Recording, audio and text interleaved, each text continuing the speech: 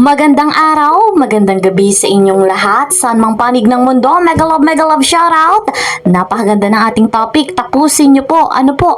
Dahil, kagaya ng nasa thumbnail, may inamin. Eto nga pong si Nanay Hansel. Grabing pasabog. Meron tayong resibong pinangahawakan. At talagang si Dr. Love ay sul-sul. Pambihira, bagsak na talaga ang Team Guapa. So ano nga ba itong nilalaman na resibo nating pinangahawakan? Ano po? Ito ay comment ni Nanay Hansel sa live ni Dr. Love na wala na po ngayon, naka-hide na. Yung comment ni Nanay Hansel ay eto guys. Sabi dito, kung kami lang po makakapagpagulo ng team nyo sa pag-charity nyo, Doc, kami na lang po ang iiwas sa inyo. Kasi po alam po namin ang katotohanan, Doc. Pinaglalaban lang po namin ang karapatan at hustisya para sa amin. Eto pa guys, Doc, wala naman po kaming pinaglalaban na mali. Sa tama lang po kami, durog na durog po kami sa buong mundo. At di rin lang po kami ang mag-umpisa at naiintindihan ka namin, Doc, dahil naiipit ka po sa sitwasyon. Meron pa guys, ito ang matinding pasabog. Saka di rin po kami ang magdesisyon nito. Saka di rin po kami ang nagdesisyon nito. Ikaw, Doc, ang isa sa nagtulak. Alam mo, di ba po? Pero bakit ganito ngayon? Malinaw na malinaw.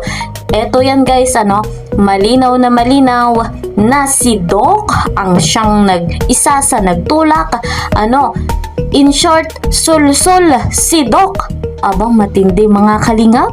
Sa lahat ng kabutihan na ginawa ni Kuya Val, ni Dr. Love, ganito ang sukli ni Dr. Love. So dumako ang muli tayo sa ating pinag-uusapan na komento ni Nanay Hansel. Grabe yung kanyang pasabog.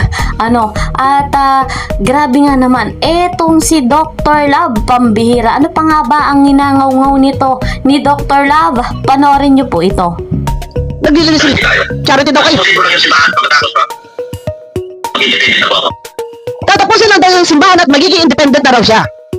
So malinaw, tatapusin na lang niya ang simbahan, magiging independent na siya dahil mayroong malaking problema. Ngayon gagawa-gawa ka? Matapos mo maglikam, gamit mo ang pangalan, ang mukha ni Beyonce, ang pangalan ni Beyonce, diyan sa title mo, noon na diyan sa thumbnail mo, naglikam ka, tapos ngayon iiwanan mo. Ipagpatuloy mo. Bakit may iwanan, babalik ka sa kalingap, may balita ako. Nakikipag-usap ka raw. Tuloy. Usap ka. Balita mo. Iba na ang tumatakbo sa Team Guapa, iba-ibang tao na. Iba na raw tumatakbo sa Team Guapa, iba-ibang tao na. Buti nga sa'yo. Naku, kung kaharap lang kita, tinuktukan kita. Iba na raw ang tumatayo sa Team Guapa, iba-ibang tao na. So, salawsaw. Kahit ikaw pa ang mamahawak niyan, talaga salawsaw ang grupo mong iyan. Salawsaw. Iba na raw ang tumatakbo, ang tumatayo sa Team Guapa. Iba-iba na. Kahit ikaw pa ang gumawak yan. Kahit ikaw pa ang tumayo dyan, talaga salawsaw yan. Wala kaigihan yan, Wala na kami alam dito. Wala na raw silang alam. Anong alam mo? Yan lang, ikaw walang alam. Wala kang alam sa lahat sa tulpuhan. Wala kang alam sa pagpapa-NDI. Wala kang alam lahat. Wala kang alam sa paggawa ng channel. Wala kang alam dyan sa inyong Team Walang Kurak. Anong alam mo? Anong alam mo? Makipag-usap sa sponsor at ang maglapag ng number ng GCash. Yan ang alam mo. Lahat ka, walang alam. Ignorante ka lahat sa lahat ng bagay. Ignorante ka. Anong alam mo? Mag-claim ng pera. Tapos ka. Ngayon, kagulo, Karambula kayo. Laglagan kayo. Bilis mo. Tapos ka. Wala kang alam lahat. Wala kang alam. Anong alam mo? Mahirap yan. Mahirap daw. Tinan nyo. Bilisan mo. Wala pa nang binabayaan dito ako. Tinan nyo. Iba na kasi yung pinapakinggan nyo. Iba na raw yung Pinapakinggan nyo, yung kapwa nyo na lang.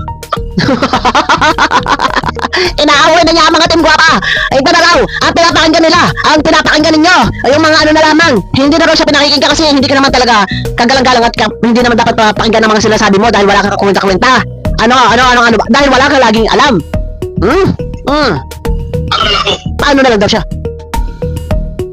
Ako ang sisisi niya sa bandang huli. Paano na lang daw siya? Siya na lang daw ang sisisi sa bandang huli. Buti nga sa'yo. Buti nga sa'yo, ang kapal na mukha mo, buti nga sa'yo. Ha? Magkalagas-lagas na kayong lahat. Ha? Dito tayo guys, dito tayo. Ha? Magkalagas-lagas kayong lahat. Naubos kayo. Sa mga nagbalahura, good luck sa kanila. Utars ka. Nagsasabihin yan. Pananaw ni ano yan. No. Ang utang na loob, di na pwede balik-balikin yan. Teka mo. Ano na lang yan, Walang kwenta, utars ka. Walang kwenta yung sinasabi mo dyan. Tuloy. Dito, tuloy.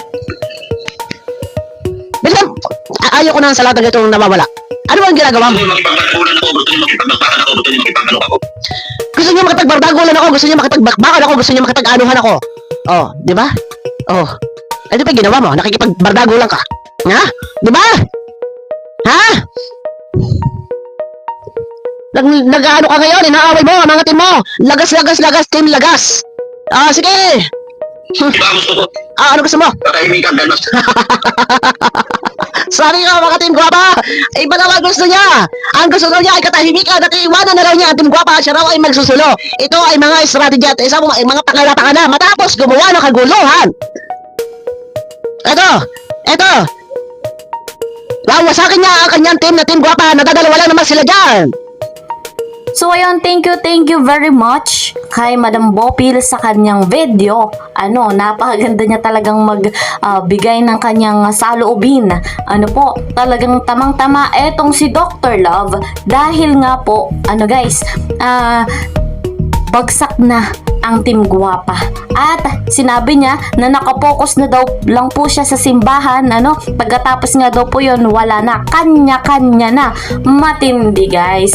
So, sa pagkakataong yan, nakakalungkot dahil talagang wrong move yung kanilang ginawa sa umpisa pa lamang. Yung kinalabasan, eto, sila ay nagkakagulo. Sila ay nagkakaroon ng hindi pagkakaunawaan.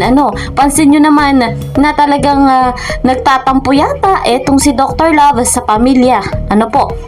So, sa pagkakataong yan, talagang hindi natin maiiwasan na magbigay din ng pahayag patungkol nga po sa ganyang pagiging sulsol ni Dr. Love sa pamilya kung saan ay mas lalong nag-boost, mas lalong nagtumibay na gawin ng pamilya na ipatulpo ito nga ang ating Kuya Val Santos Matubang.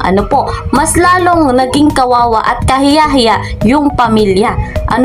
Nasabi na rin yun ni Nanay Hansel sa kanyang comment. So, ganun pa man ang kinalabasan ng lahat ng kanilang mga plano. Umaasa tayo na one day, isang araw, maging maayos at payapa ang lahat. Yan naman ang hangad ng bawat isa sa atin. Pero sa ganitong pagkakataon, mas lalong lumalala. So, guys, mga kalingap, lagi kong sinasabi, suportahan natin si Kuya Val Santos Matubang, Kalingap Rab, at ako yung lingkod, Kalingap Kel. Please po support my channel, like and share my videos, and don't forget, click the notification bell. God bless everyone. Bye-bye.